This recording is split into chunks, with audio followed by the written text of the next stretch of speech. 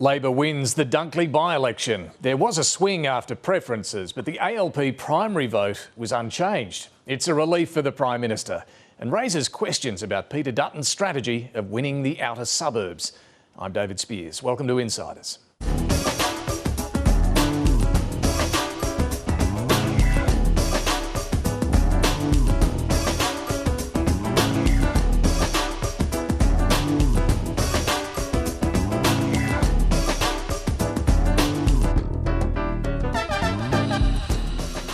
Yesterday's by-election was billed as a crucial mid-term test for both sides of politics, and when the results came in last night, the Albanese Government emerged as the winner. At the close of counting, Labor's primary vote remained virtually unchanged, 41%. The Liberal vote jumped nearly 7%, and after preferences, the swing to the Liberal Party currently sits at 3.7%. That's close to the average by-election swing, well short of the 6.3% required to take the seat. For the government, it's vindication of the Prime Minister's gamble to break a promise and offer everyone a tax cut. For the opposition, it's better than recent results in Victoria, but Peter Dutton's strategy is under question. He spent the entire campaign attacking the government over cost of living and the release of immigration detainees. It still wasn't enough.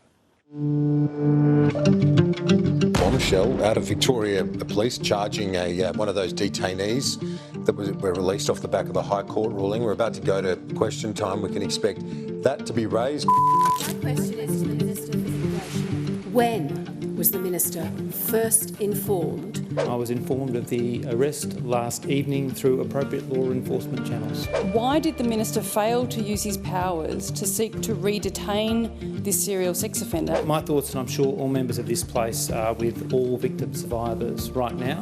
How many rapists and sex offenders remain at large in the community? Unlike some of those opposite, I have complete faith in our law enforcement officials. When will you show leadership, stop being so weak and sack this minister? Strength is not asking for responses that would endanger judicial processes. Deputy Opposition Leader posting on social media, if you live in Frankston and you've got a problem with Victorian women being assaulted by foreign criminals, vote against Labor. Victoria Police has been forced to withdraw charges after arresting an immigration detainee they wrongly accused of 2 sexual assaults. We are sincerely so sorry that this person has been detained.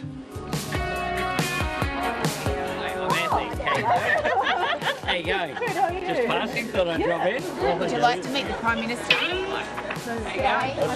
I'm really good. Oh, I know how to do it. You know, okay. Yeah, we'll get to it.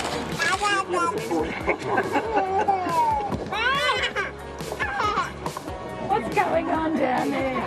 All good? This by-election's an opportunity to send another local champion to Canberra. It's an opportunity for people to send a message to Mr Albanese.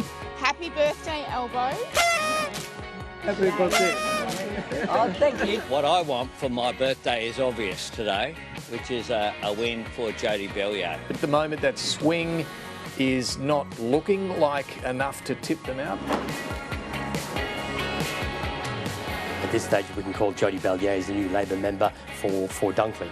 Today, the people of Dunkley have sent Anthony Albanese a really strong message. And it's not happy birthday! The real story tonight is the Labor primary vote holding.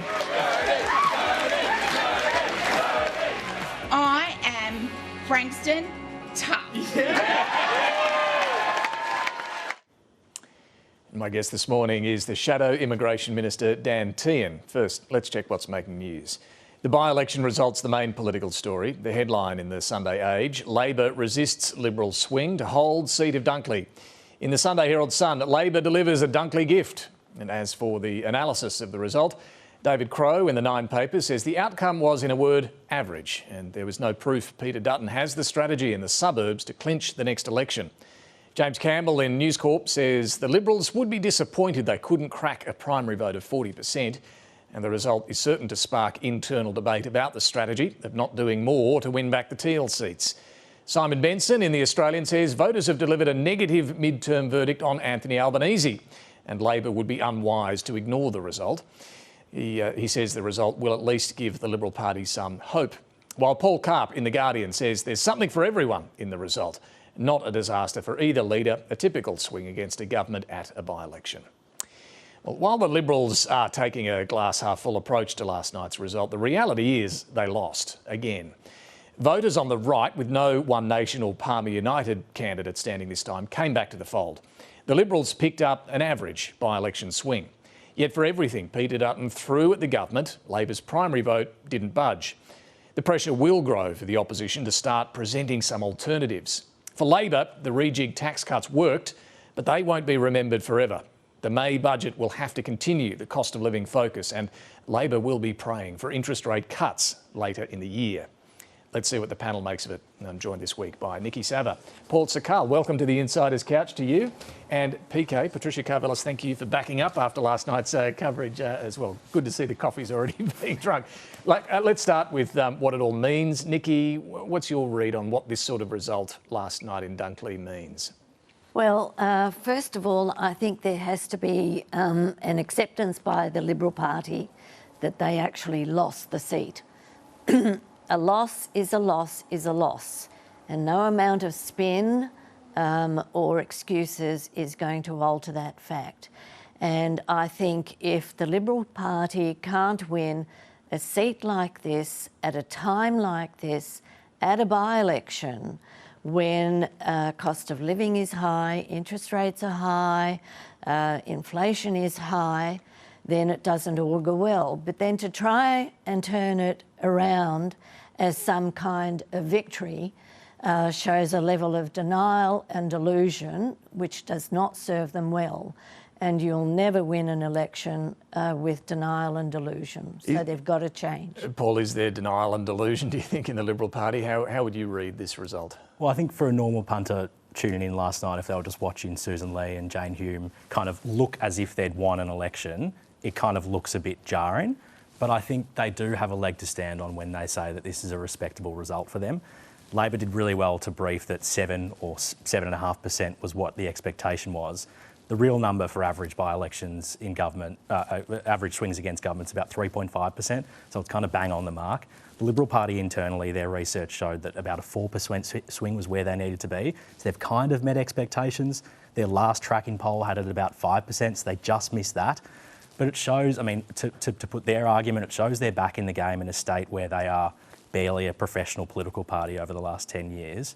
Shows they can be competitive in tough seats for them, but they didn't get close. They didn't get swings in the types of areas in this seat that are predictive of other marginal Yeah, well, just seats. explain that to us, because you know Victoria well.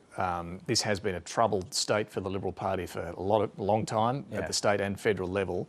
When you drill down on those results, those booths last night, what do they tell us? Yeah, so the political professionals were watching last night. Of course, the overall result was bloody important, but they were really looking at individual booth results in certain suburbs. And there are suburbs in this electorate that are quite working class, where people are really doing it tough on high mortgage rates. That's in the middle and top of the electorate. Some of those booths actually swung a little bit towards Labor on primary, which is quite troubling for the Liberal Party. It shows their economic message isn't quite cutting through for the people who are really hurting. In the southern part of the electorate, where people are wealthier, people in that state seat almost voted for a Teal candidate last time. They swung back hard to the Liberal Party, but that doesn't all go well, as Niki says, for Peter Dutton's suburban strategy. It might give them an opening in the Teal seats, but it's not the 4% might mask an actually slightly weaker result for the Liberal Party. I think that celebration just shows how low expectations have been set for them now, because they didn't win the seat. We're in a cost of living crisis. We've had 12 interest rate rises. If you're going to try and capitalise on people being disgruntled, and that was their campaign was not about them, it was about Labor. They tried to make it a referendum on Labor, on Anthony Albanese's leadership, on the cost of living issues, and they couldn't cut through in a meaningful way in an electorate which, can I say, if you look at the demographics, I mean, this is not a particularly multicultural electorate when you're looking at diversity. It's a very white electorate. Peter Dutton has talked about capturing, the suburbs. So, that working class vote. The working class vote actually held up for Labor. and that's a really positive story for Labor. And yes, there was swings towards the Liberal Party in places like Mount Eliza, which are obviously richer areas, wealthier areas, but there was no Teal candidate either. So they had nowhere else to go, some of these people. We will come to what this means for Labor, what parts of the electorate perhaps would be of concerning in the results for Labor. But just sticking with the Liberals, and I think everyone's reflecting on it, they spent the campaign attacking the government, trying to lay blame at the feet of the government for cost of living, immigration, detainees, all of these things. We heard last night from one of the three Melbourne-based MPs. They only hold 3 seats, the Liberal Party. The member for Menzies, Keith Wallahan, he was arguing, looking at these results last night, it is time for us to start presenting some alternative solutions. The self-reflection starts now. I think Peter Dutton and the team have done an amazing job holding this government to account. But the other side of the equation is making it very clear what we stand for and what solutions we have to the problems that people in Melbourne and Australia are facing. You need some policies. In my mind, after cost of living, you need some policies? Of course we do. And after cost of living, housing is a top-tier issue. And I'm convinced that whoever can offer a credible solution to young Australians affording a home of their own will have a pathway to government. Niki, is this a widely held view, do you think, within the Liberal Party that it's time to put some alternatives out there? Well, I've heard a lot of grumbling from the backbench about the fact that they don't have actually anything to market apart from nuclear power.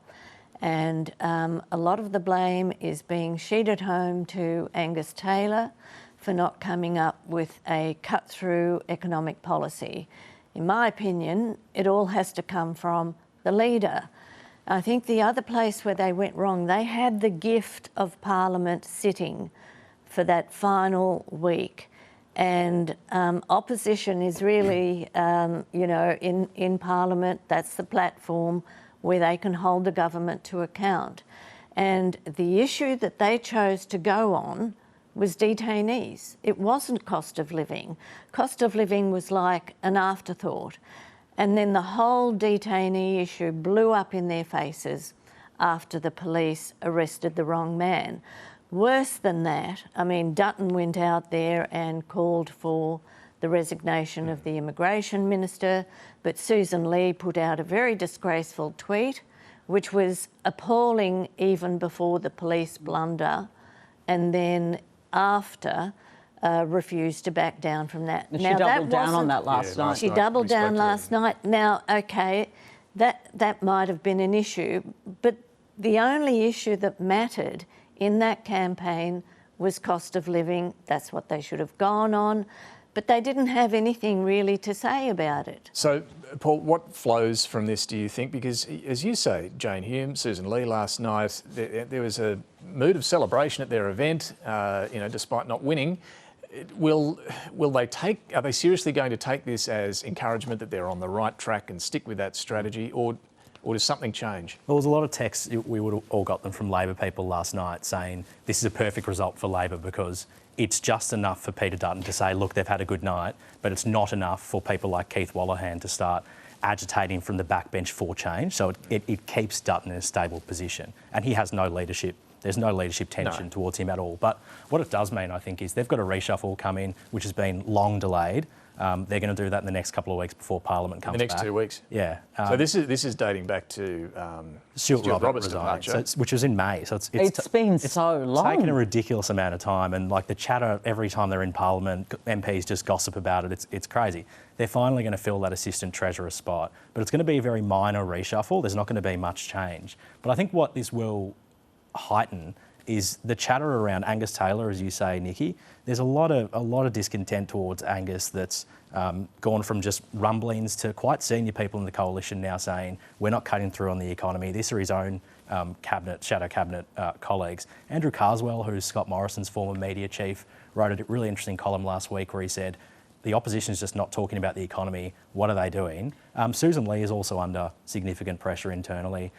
People openly talking about whether she should have the deputy role. I'm not suggesting... She's a loose cannon. Yeah. But I'm with you, though, in terms of the leader, but even broader than the leader, this is like a shadow cabinet responsibility. Their direction is not just set by the leader or Angus Taylor. I mean, you can't blame Angus Taylor for everything. That might be fun for some people who want to knock him off, but ultimately the strategy they've embarked on is a sort of small target strategy. Well, it's just thinking about whether you're going to have policies out there now or not. And clearly the strategy from the top, from Peter Dutton, is we want to wait until later in the term. Yeah, but the problem for them was that they assumed that the government wouldn't change its policy on stage 3 tax cuts.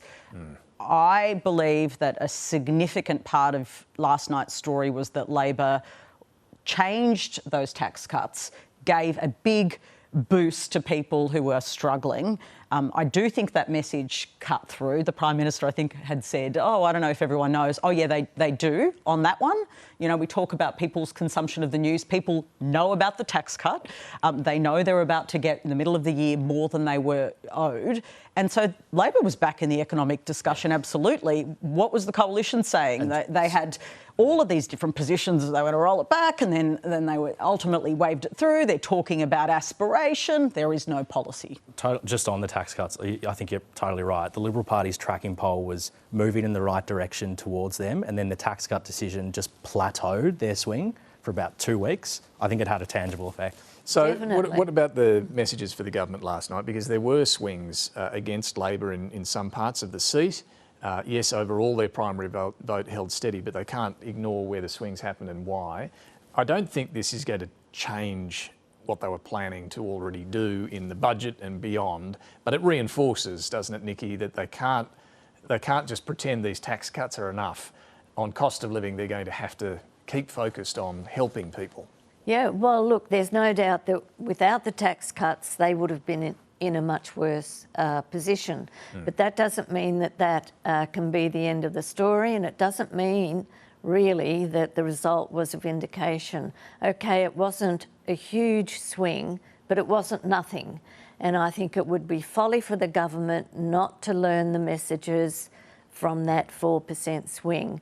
And while they professing to be ready to do more on cost of living and in the budget and so on, I think there are other things that need to change within the government. Like what? I think there's a very dangerous narrative building up around the Prime Minister.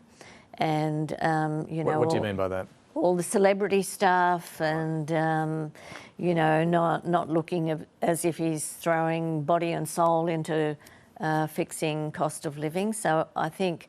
the optics, right? Like turning up to concerts, going to the busy function, hanging out with Katy tennis, Perry. everything. And look, it is hypocritical and unfair to zero in on that.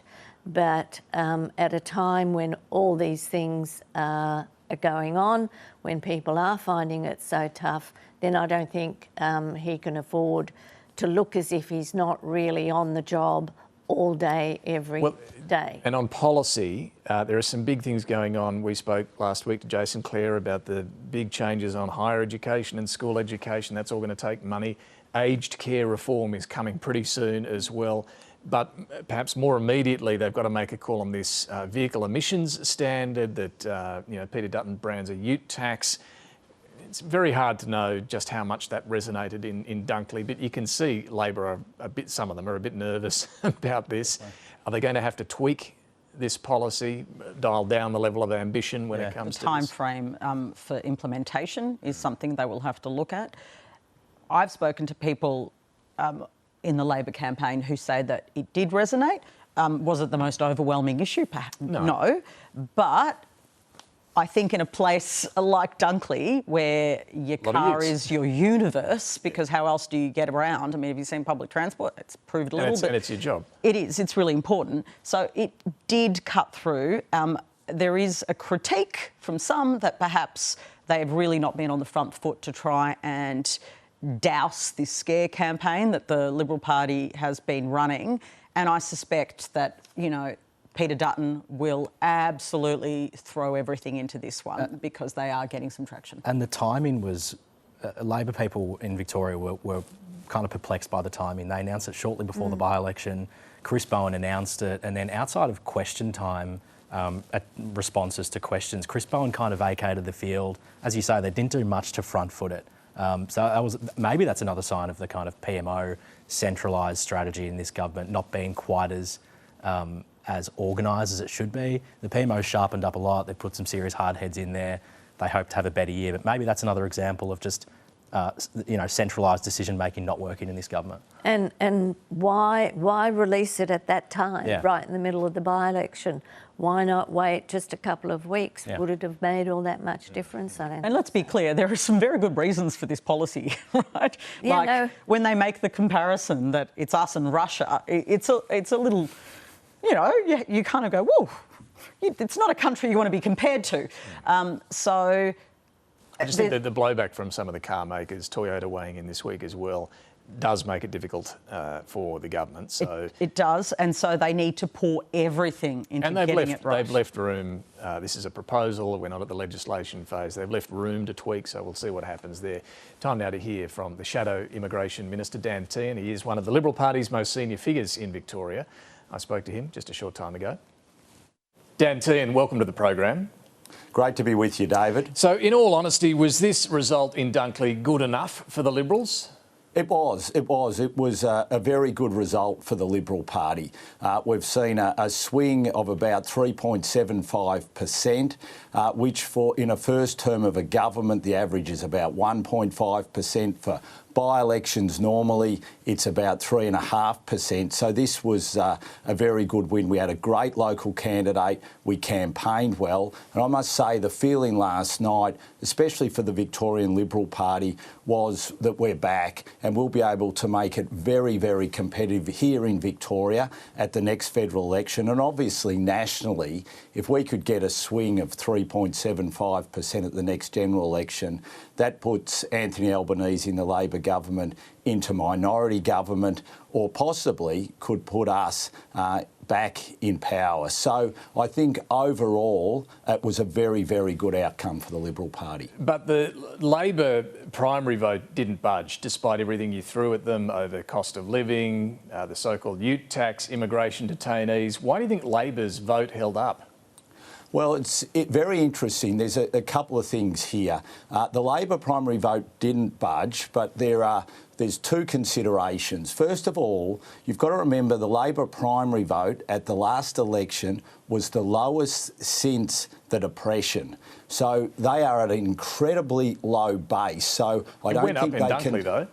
But it went up marginally in Dunkley. And the second point, David, is that the Greens were completely absent in Dunkley yesterday. So what you've seen is the Green vote go down. Now, some of that has naturally flowed to Labor because Labor and the Greens, obviously, their voters work hand in glove with each other. So really, when you look at it in terms of Labor's primary vote, if I was Anthony Albanese, I'd be very concerned because it's coming off an incredibly low base anyway. The Greens tanked, they weren't out there campaigning, and it's lifted marginally. So there's not a lot there for Labor to crow about, and I think Anthony Albanese has been sent a real message. But aren't you at all worried that we could be at the height of the cost of living problem here? We've had 13 interest rate rises. Things might get better for the government from here. Couldn't you have done better in these circumstances? Well, I think we did do very well. We have been focused on cost of living and highlighting that that's what the government's focus should be. It's the Labor Party that hasn't been. $460 million on the Voice campaign last year. It seems to have, it was really only once we got to Christmas that the Labor government and Anthony Albanese finally sort of understood that there was a cost of living crisis, and we're not seeing anything that the Labor Party are doing which is going to have a material difference at this stage when it comes to dealing with people's cost of living pressures. So, and yet voters have still backed them. They've won this by-election.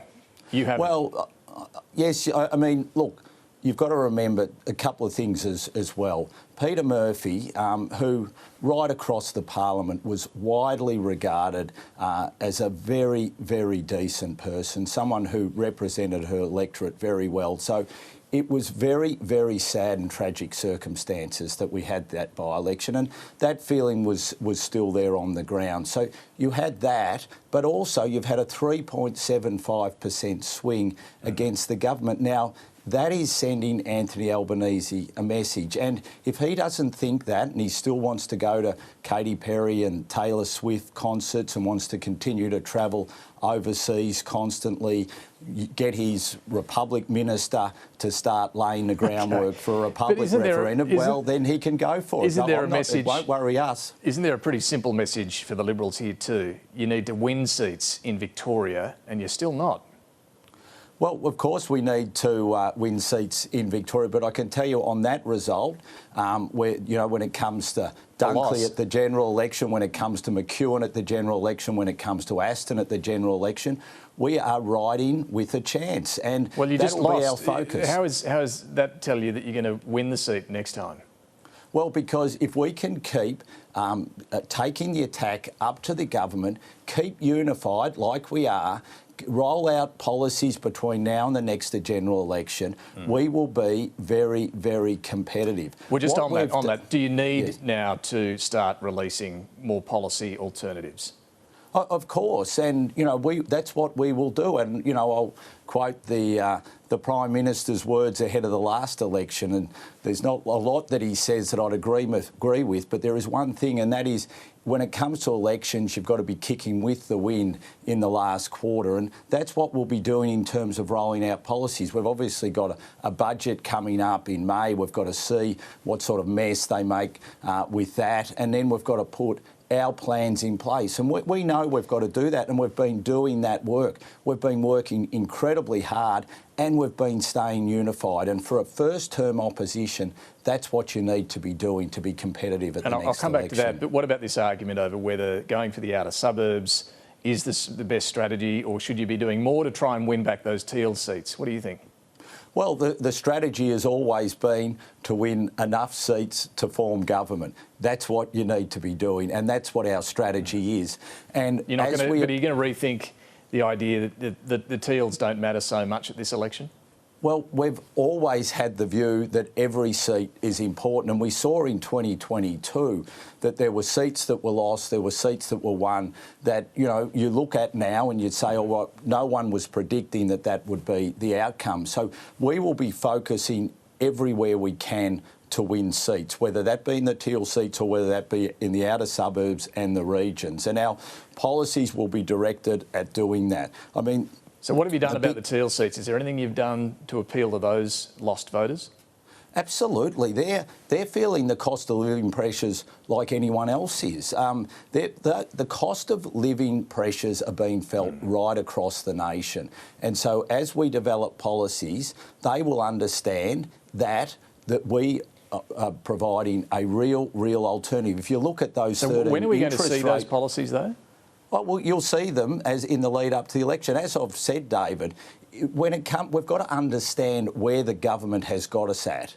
And if you look at those Teal seats, the pressures on interest rates, because obviously anyone who has bought a house in any of those seats, they are feeling those 13 interest rate rises that you mentioned earlier. So there's plenty for us to be able to do when it comes to the Teal seats, when it comes to these outer suburban seats, and that will be the focus. And as we roll out our policies towards the next election, you will see that focus. We want to form government at the next election, and that is our aim.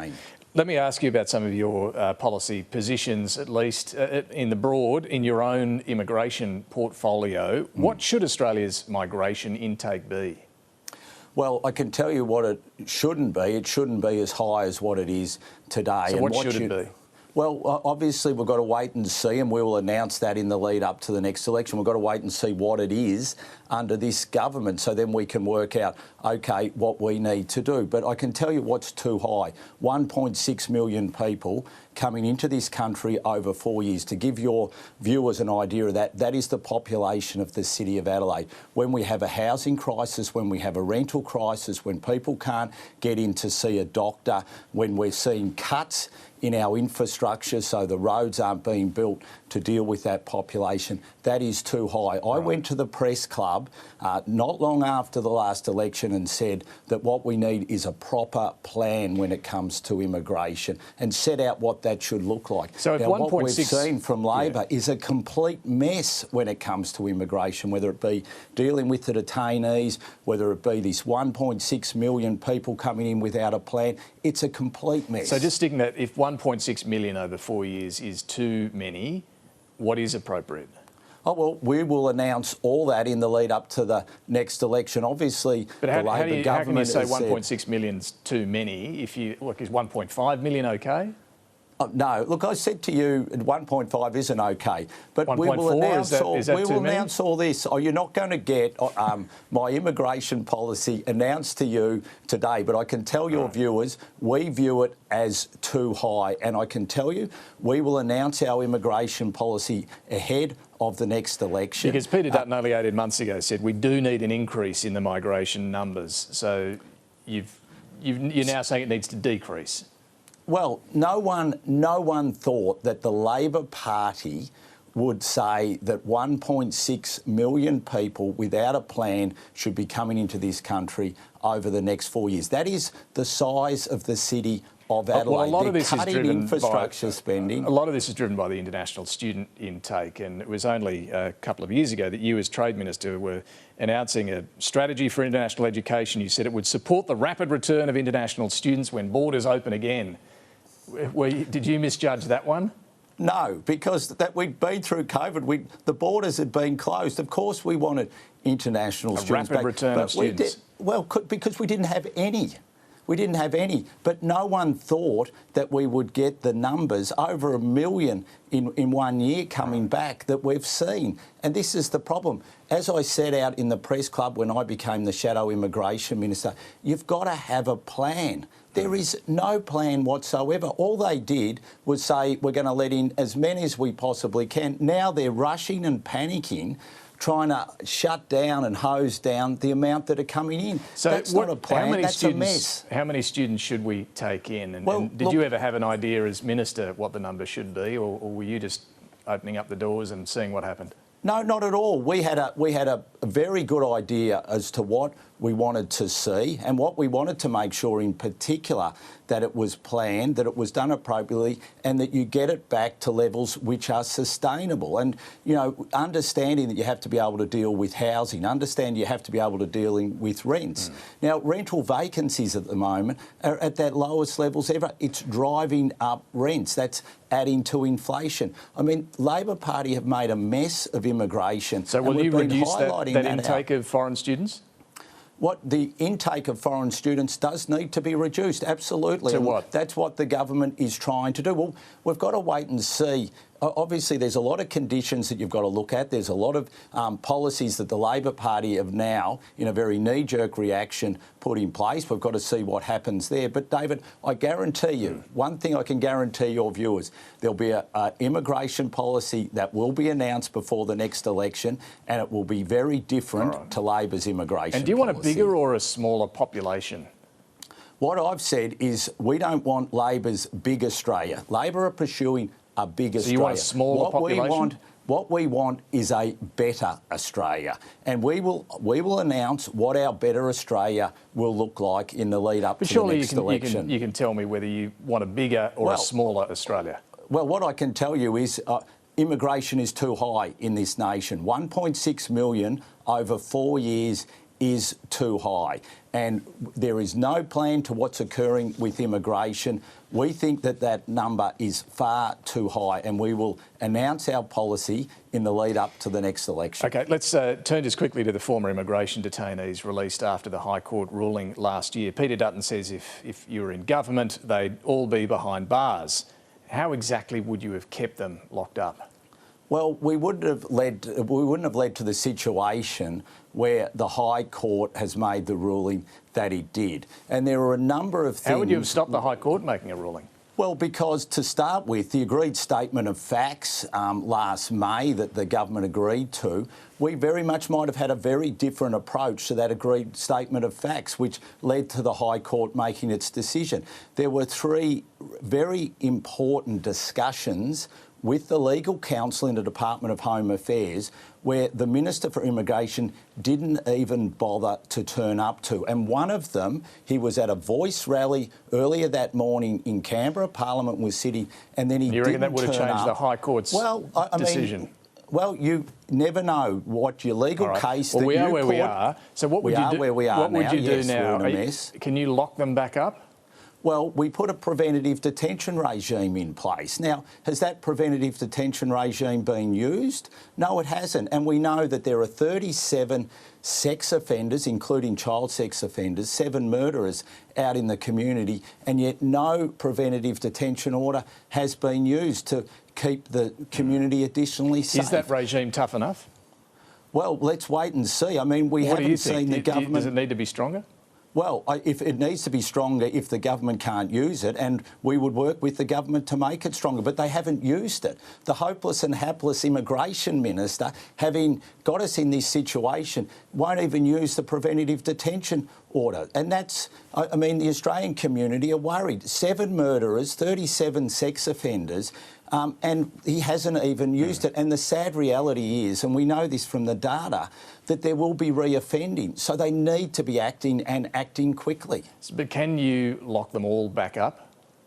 Well, what you can do is you can use the preventative detention order that the government put in place with the support of the opposition. As a matter of fact, we basically led them to do it because they were floundering, and now we want them to use it, and they need to be using it. They've got legal counsel, they've got a legal section which probably is 300-400 people. What are they all doing?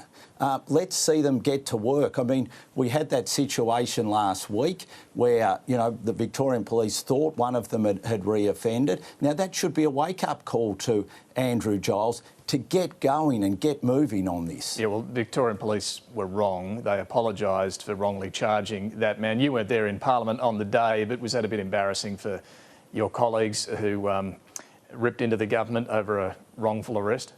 Not at all. I mean, the facts were the facts at that time, and it's a warning to the government that sadly, and none of us hope for this, and that's why we want the government to take action.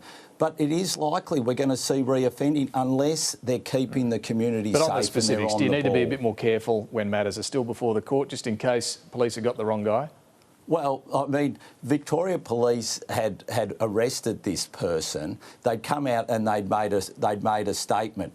I think we were perfectly entitled to go after the government. And as I said, this should act as a warning to the government that they need to be acting and acting far more quickly than what they are to keep the community safe. Shadow Immigration Minister Dan Tehan, thanks for joining us this morning. Thanks, David.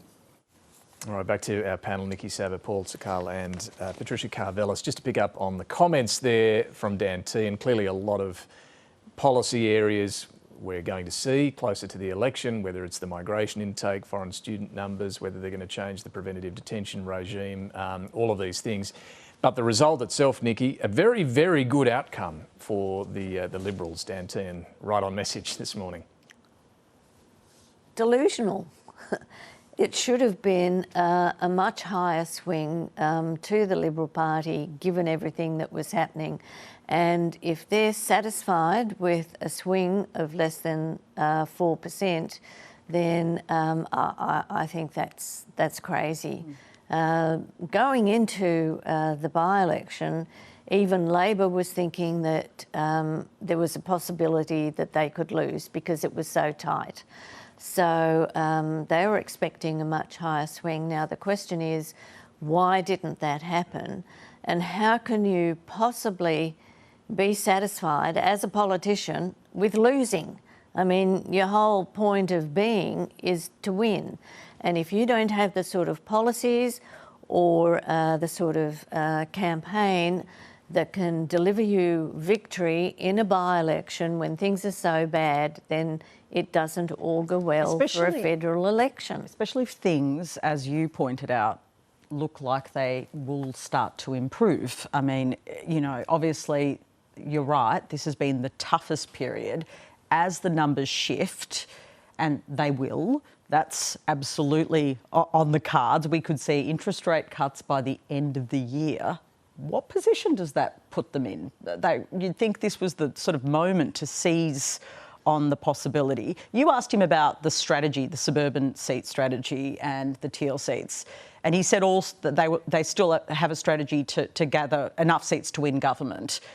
But I can't see any evidence for the teal seat strategy at all. What I cannot think of, please correct me, is there any offer at all to any of those sort of progressive but economically perhaps conservative voters in those teal seats? There's been nothing. Maybe in the final quarter when they're kicking with the wind, PK, that's when we will see some of those policy offerings. Look, I want to move on because a few other things to talk about. Meta.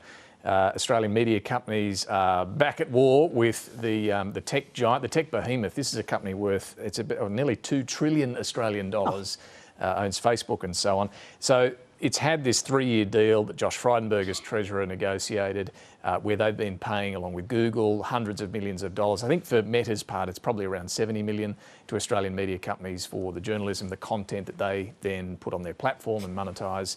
That deal's coming to an end, and Meta has said that's it. They're not going to pay any more.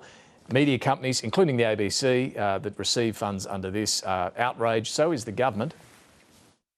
The announcement by Meta today is an abrogation of responsibility to Australia's news media sector. Australian journalists provide one of the most important public goods in our democracy, and Australian news media publishers deserve to be fairly compensated for the investments that they make in that. So, Paul, what happens from here? Yeah, it's a fascinating issue because there's not many votes in this for the government. Like, punters don't care about this.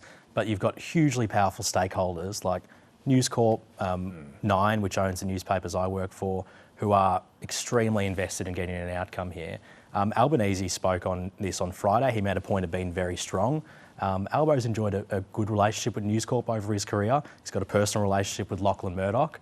News Corp is pushing for... So what happens next is the government is very, very likely to do something called designate Meta, which means they bring them into this regulatory process where they need to start dealing with the ACCC and public servants. And an arbiter can be appointed. An arbiter can be appointed to kind of together. Get an outcome where they potentially have to pay money. But what happens, like if the arbiter says, OK, you got to cough up the money, does Meta have to pay? Or? It's unclear how that ends up, and people are... The big worry here, and this is what News Corp privately is pushing for, they want Stephen Jones, who's the minister responsible, because Jim Chalmers has declared a conflict with his wife, who works at News Corp. There's mixed views about whether that's a real conflict or whether he just didn't want to have anything to do with it. I think it's good to declare a conflict, though, as a kind of precedent. Sure. Anyway, Stephen Jones is the Stephen Jones is talking tough. The concern is that Meta says, OK, we'll engage in this designation process. It goes out for months, potentially up to a year. And then if there is an outcome where they have to pay some money, they just do exactly what they did in Canada recently, which is say, OK, we're banning the publication of news links on our apps and you actually can't post news. They've shown that they're willing to do that elsewhere. They might do it here. So News Corp privately and others are kind of suggesting to the government to threaten Meta with more punitive measures outside of the code, things like levies, content moderation, age verification, to actually force them to the table. One of the interesting arguments from Meta, PK, is that the number of people using Facebook News here in Australia and in the US has plunged by about 80% in the past year. Is part of the problem that there's a lot of, at least on that platform, news avoidance or disinterest? It's a really good question, because that is their argument, and clearly their strategy is to move away from news. That they say that, you know, it's about people connection, people aren't interested in news. But their algorithm is completely opaque. There is no way of us knowing whether it's a supply and demand issue or whether they are actually deprioritising news on Facebook, which a lot of experts believe they are doing. But of course, how are we to know? They don't tell us. They are a corporate giant of enormous proportions that we have zero knowledge about the way. They don't make themselves accountable. It is very difficult to get answers from them. And whether they are actually gaming their own platform so that news is not shared, because there was a lot of news being shared on Facebook. You don't see it now. Even if you share it, it kind of gets deprioritised in the sharing, and obviously they're trying to. They don't want to go down that road. But can I just say, because I really want to make this point. It's not just, I know some people will be watching this and thinking, is this just about the big companies and it's all just about journos wanting jobs? That is one part of the story, but this is dangerous to democracy. This is so dangerous. Misinformation and disinformation will flourish without them actually being pushed to maintain this regime. And I genuinely, beyond the implications for my profession, which I do care about, think that this is a dangerous. Good point. Maybe young people just, and more people just don't care what we write anymore. Don't say that. No, but they're consuming things that are inaccurate, and it's a problem. That's dangerous for democracy. We'll see where that goes and whether through the mechanism that's now there, Meta can be forced to cough up. Look, big game of guess who in political circles this week after the ASIO boss dropped a bit of a bombshell in his National Threat Assessment speech, revealing that there is a former politician who some years ago, in his words, sold out their country by working with a team of foreign spies. This politician sold out their country, party, former colleagues to advance the interests of a foreign regime. At one point, the former politician even proposed bringing a Prime Minister's family member into the spy's orbit. A serious charge. He wouldn't say who that former politician is, much to the anger of some former politicians. I want to know who it was. I want to know if I was sitting in the National Security Committee of the Cabinet with that person. I want to know if they were a colleague in the Liberal Party or if they were a colleague across the Parliament. I want to know who they were. Niki, should Mark Burgess have dropped this out there without naming names? Look, I can see what he was doing because for a few years now, he's been trying to warn them about the seriousness of the threat. He wrote to all politicians a few years ago and said to them, this is happening, you've got to be on your guard, you've got to be careful. Hardly anybody noticed, right? So he decided the other night, and every word he said was deliberately calculated and weighed to make people both alert and alarmed and to wake them up to what was happening in this country. But did you need to go this far to make that point, do you think? It had an effect, didn't it? Sure, I mean, it got everybody's attention. I would love to know who it is. It's killing me that I don't know who it is. He's done a number of follow-up interviews. He's told SBS, maybe this is part of trying to manage the fallout from all of this. He said it was a politician who was in Parliament at the time this happened, but beyond that, he's Which basically... is before 2018. Before 2018. Now, we're not going to get into openly speculating about names, but privately there are names being mentioned. He's warning both sides of politics, don't go marching into Parliament using parliamentary privilege and start... But this is the problem, though. So, Niki, I often think you're right, but I think it was wrong not to be clear if you're going to go here, because I think the point that Joe Hockey made was actually incredibly compelling. That ultimately, by saying that, even the time frame we now have, I can tell you at Radio National on my text line, people who are really engaged in politics, it was just full of guesses. So everyone, and some of those guesses would be wrong, right? So people are being smeared who have not sold out their country. But his argument was that the more information he gives out about who it was and how they came by it would give away too much to ASIO's methods and how they came by it. So why did he say that at all? Because he felt that people weren't taking it seriously enough. And this was his way of saying, this is happening, it's happening not just back then, but now, so you need to be on your guard and don't just dismiss it. Now, everybody, OK, I would love to know who it is, but it's sort of gone off on that tangent about, well, who is it, rather than... I wonder if the people on the text line and all of us in the building speculating, a lot of the texters would be partisans who just wanted to be the guy that they hate. I wonder if, out there, I totally agree with you, Niki, and people who spoke to Mike Burgess last week, said that he was really pleased that it sparked this debate that we're now having, because he wanted a shock and awe effect. Yeah. And now people realise, oh, crap, some of our politicians are actually involved in this. People in the national intelligence, in the intelligence community are not shocked by this at all. Yeah, but you say, and now people think it's happening. I'm still not convinced of the strategy. I think he needs to warn, and I think there are ways you can warn which still freak everyone out, put everyone on notice. But he's been trying to do that. I mean, he wrote to every single politician and said, this is happening, you all need to be on your guard. And hardly went nowhere. We wouldn't have been talking about it had he not done it. Well, perhaps I don't know how you deal with that conundrum, because it is a real one, you're right. Well, you pass foreign interference laws, you set up a National Anti-Corruption Commission, you do these things that put a lot of heat on the politicians. I do think it's debatable whether you needed to go as far as he did. But speaking of shock and all, maybe this isn't quite a surprise. The gender pay gap data that we saw this week, what do you know? Men are paid more than women. Take a quick look at the figures. This was the first time these sort of figures have been published. The median base salary gap is 14.5%. If you include bonuses and so on, the total pay gap is 19%. We saw a breakdown of the best performing industries. Here are some of them. Accommodation and food, healthcare and social assistance, education and training. They're the good performers. The bad performers, here are some of those sectors: construction, professional, scientific and tech services, financial and insurance services. PK, debate about whether this was a worthy exercise or not. It's now going to be an annual thing. Is it going to drive change, I suppose, is the big question. Well, we can't be sure yet, but absolutely it has all of the ingredients for being able to drive change, because we now have the data.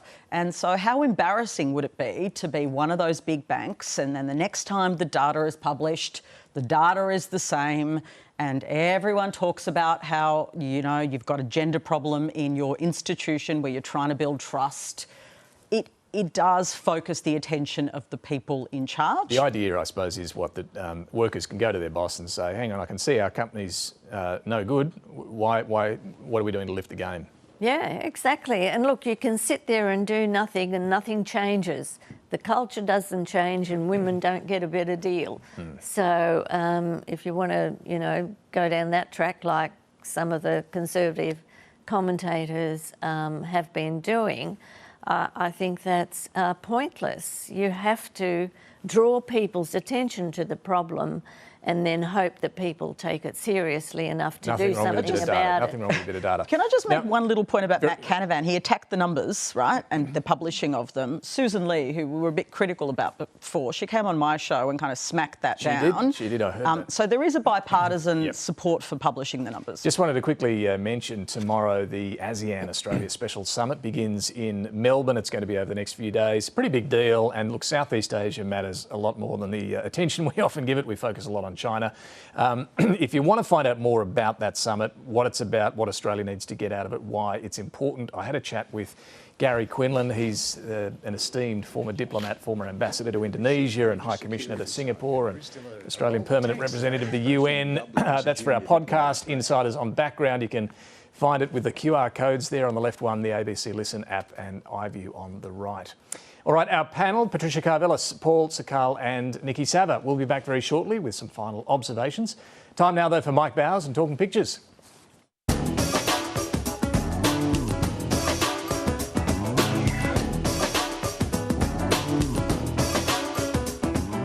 I'm Mike Bowers and I'm photographer-at-large for The Guardian Australia. I'm talking pictures with my Guardian colleague, the one and only Fiona Katauskas. Very warm welcome. Thank you, Mike. It's lovely to be here. Fiona, the former Prime Minister Scott Morrison has left the building and we had his valedictory. The bulldozer gave his closer and decommissioned himself. Yeah, and what a closer it was. Yeah, we learnt so much. He had bracelets on from the Taylor Swift concert. Well, look, for a man who's built his whole career on pulling a Swiftie, it's not surprising at all that at this late stage he's jumped on the Tay-Tay train. The Prime Minister went across and wished him well, which is always the tradition within Parliament. I'd love to see the little thought bubbles above each head. It would be good if you could read that straight into what they're actually thinking. His family, his mum Marion and Jenny, Abby and Lily were all in the house. That's a lovely photo. But it's interesting seeing these guys because genuinely, legitimately, every single Australian, if they saw them in the street, could say, I've heard so much about you.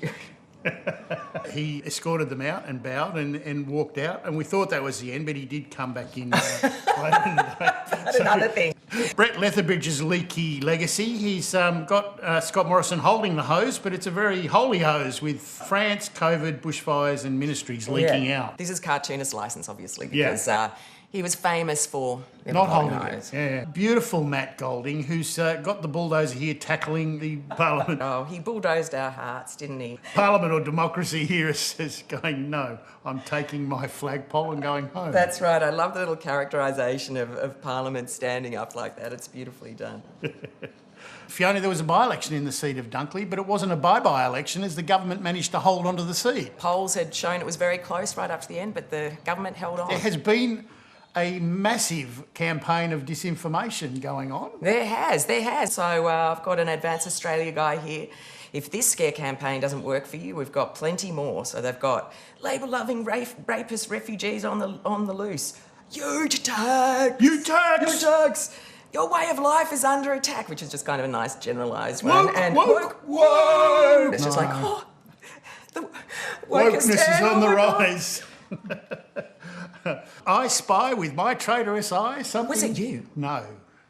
Well, yeah, I did think you're not an elected official, but I'm you not never know. Official. Mike Burgess outed someone but didn't really out them, just said former politician. I know, I was listening to the coverage in the morning and it was like setting it up and you're waiting for the big reveal. Then it was just like...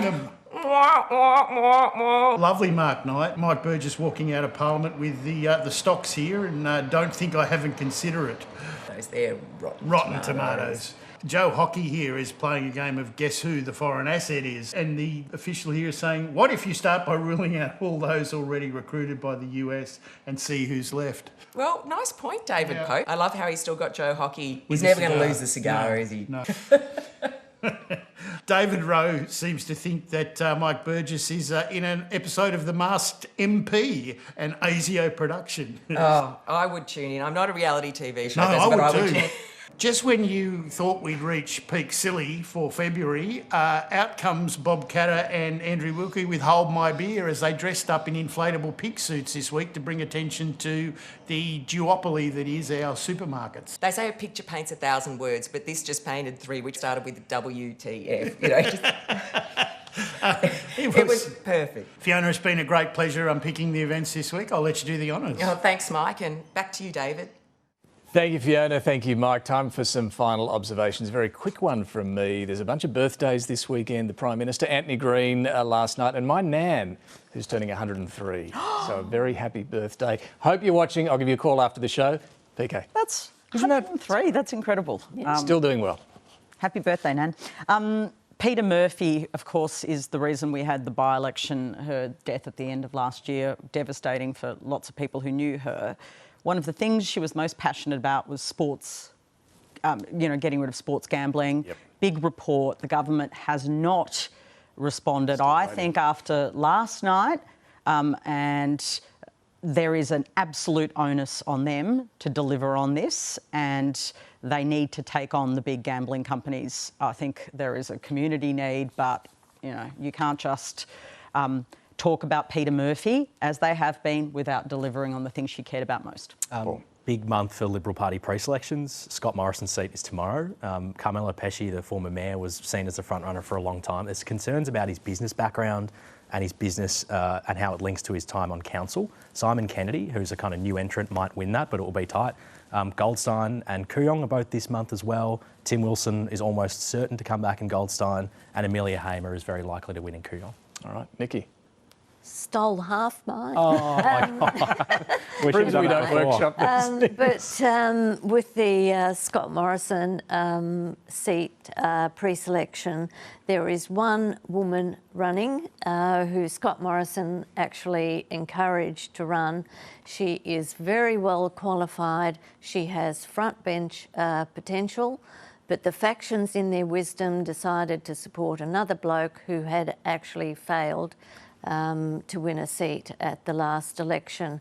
Now, it would be a rare thing, but the right thing for pre-selectors to actually choose a woman with great potential for a safe Liberal seat. All right, we will see. Thank you all very much for joining us this morning. Finally, which Jody is which? There was a slightly awkward moment outside a polling booth on Friday when one voter came up for a chat with the Prime Minister and the woman he thought was Anthony Albanese's new fiancée. We'll leave you with that. Thanks for watching. Hello, Prime Minister. How you going? Lovely to nice see to you. meet you, mate. What's your name? Mick. Mick, how you doing? I'm Jody. How are you, Mick? Nice to meet you. Yeah. The bride, the boy. I hope so. Different Jody. Oh, different. My second favourite Jody. You're making us all feel very excited about being here.